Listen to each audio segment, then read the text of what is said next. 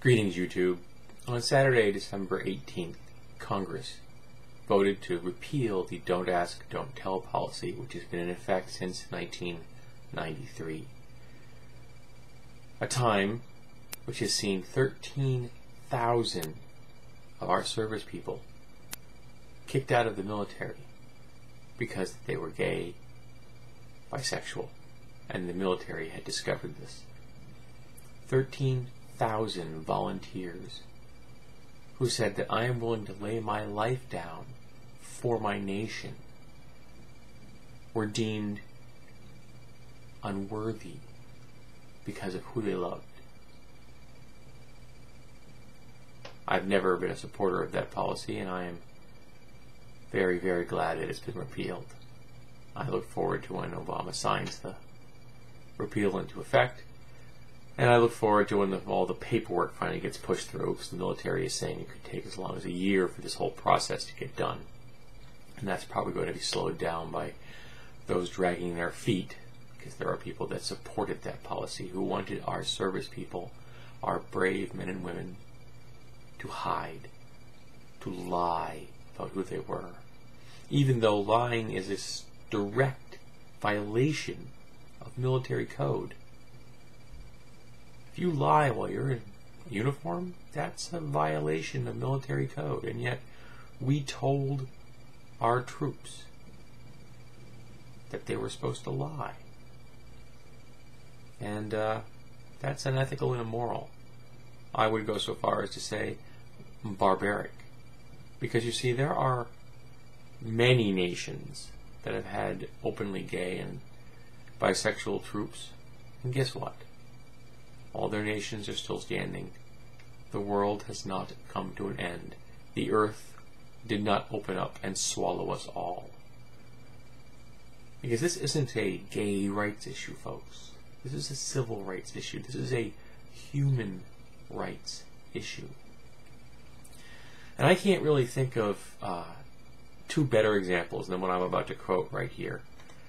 This is from Senator Joseph Lieberman, a man that I am often in disagreement with because I think he's a little bit conservative for my taste. But he said, "We righted a wrong. Today we've done justice." And he is correct that we have in fact done justice. And he will be the example I'm using for those who voted in the right way. And then we have Senator John McCain, the former presidential candidate who lost to Barack Obama. And his quote is as follows: "I hope that when we pass this legislation that we will understand that we are doing great damage. And we could possibly and probably, as the Commandant of the Marine Corps said, and as I have been told by literally thousands of members of the military, harm the battle effectiveness vital to the survival of our young men and women in the military." But I guess they're only counting the young men and women who are straight. All the ones that are gay or bisexual, well, we can just discount them. We don't care about their safety, about their ethical or moral behavior. We don't care that we're asking them to hide who they are, lie about who they love. That doesn't matter. Now, 10 years ago, I actually had a good deal of respect for Mr. McCain. I thought he was a pretty decent man. A proud veteran of our military, survivor of horrendous imprisonment at the hands of our enemies. But over the last decade, he's shown me time and time again that whatever respect I had for him is long gone. That he is unhinged and an open, bald-faced homophobe. Because 70% of our military has said they don't care. And if the Commandant of the Marines is one of them, well, the door's over there, folks. Literally, actually, the door's over there. He can go find a new job. Maybe there's some military in the world that still has their troop lying about their sexuality that he can go become a commandant of. Maybe they'll welcome him with open arms. But McCain has shown that he is a member of the bygone era, one that we need to push away and sweep into the dustbin of history. Because for me, this is more than just a rights issue. This was a line in the sand. And those that stood on one side said, we have done great things today. We have granted civil liberties, human rights to all of our troops. We have shown the world that we are tolerant, that we are not bigots. And those that stand on the other side of the line have said, we vote for bigotry, for prejudice, for intolerance.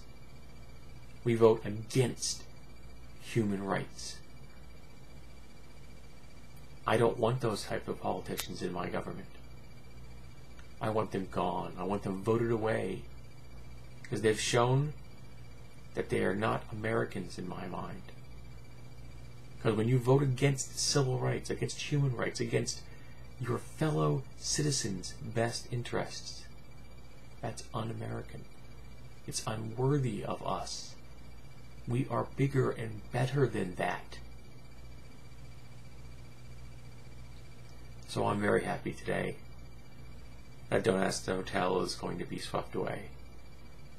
And I'm also glad in some way that those politicians have helped me understand at an even deeper level how much I disagree with them.